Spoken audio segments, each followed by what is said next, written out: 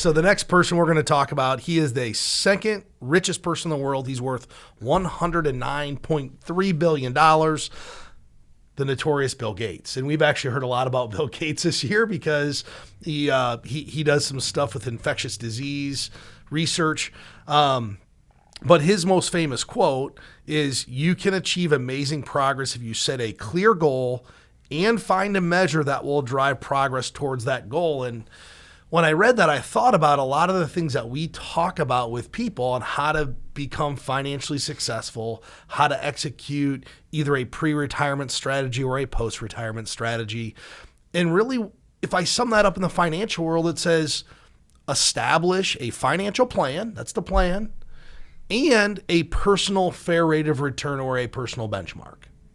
Because what it allows you to do is drown out all the noise associated with what's going on around you.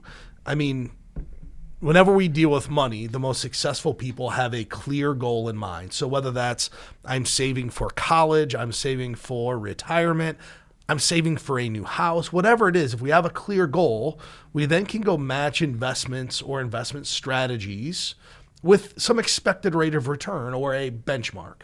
Right. And what I really enjoy about our process and the way we do things is client goals really dictate the financial plan. So our process isn't look at what we can do in the investment world, because I think, at least with our firm, investing is kind of the easy part of our job, but helping people come to realistic expectations and then also having goals for themselves, that's probably the harder part, and then managing those goals and expectations.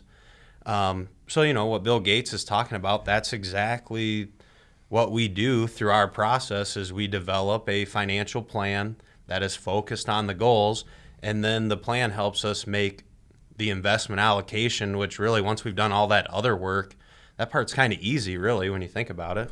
Yeah, and I think the cool thing about having a goal, if you don't have a goal, all that really matters then, and all anybody ever looks at are the returns. And the question then becomes, are those returns relevant to your goal or not, right? If we have a goal and we run a financial plan or put together a financial strategy for somebody and says, hey, we need to make on average 6.5% per year to be successful. Well, when the market does 12 and you make 8, are you going to be unhappy? Right? If your goal is 6, right? You shouldn't be. You should be happy with that. And it comes back to relative returns, right? The goal is not to massively outperform the market or massively underperform the market. It's to get a relative return to the market for the amount of risk that we're taking. So I think what's really cool about having a goal and kind of building that financial plan is that now we can say, hey, we need to make X amount per year to be successful. And if we do, then we can forget about all the other stuff. Right. And also forget about, one thing people like to do is kind of track their progress compared to the S&P 500, which, it's just an index that measures the 500 largest companies in the country. But when you have goals and you're trying to reach relative returns, you can focus on, okay, I'm achieving my goals and achieving the lifestyle I want to have. And like you said, then you can drown out the noise of all these other things. And not to get too far in the weeds, but sometimes people are exposing themselves to too much risk, or maybe they don't have enough risk. But the important things is that all of those things are aligned, so then your financial plan is working for you. Well, and you made a really good point, either too much or too little. And a lot of times I run into people that are actually very conservative.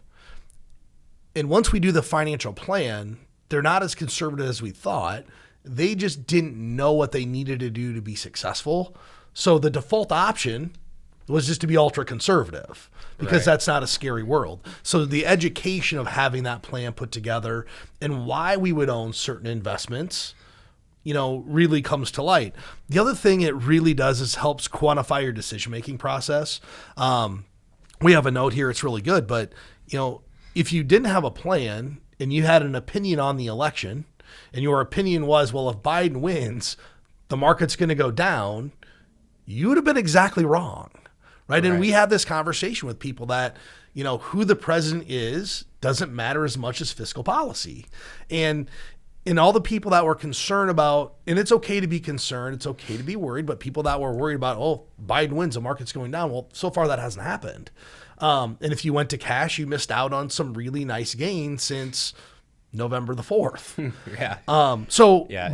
Having the plan really helps you stay away from, hey, should I make a change because of what's going on in my environment today? Right. And with the election, during, I think it was the second debate, Donald Trump even said, if Joe Biden wins, markets will tank. I am certain of that. And that's just another example of someone being wrong. Now, he has a lot of supporters and a lot of followers, so there were probably a lot of people who took that as like objective market analysis. But we've talked about before, and we'll probably talk about moving forward, people's opinions, especially if they're looking at maybe a disappointing outcome, are really irrelevant to how the market will perform. Yeah. And if everybody knew, they wouldn't need to tell us about it. It'd be easy. And we'd probably just be investing our own money. We wouldn't be helping other people do it. Exactly.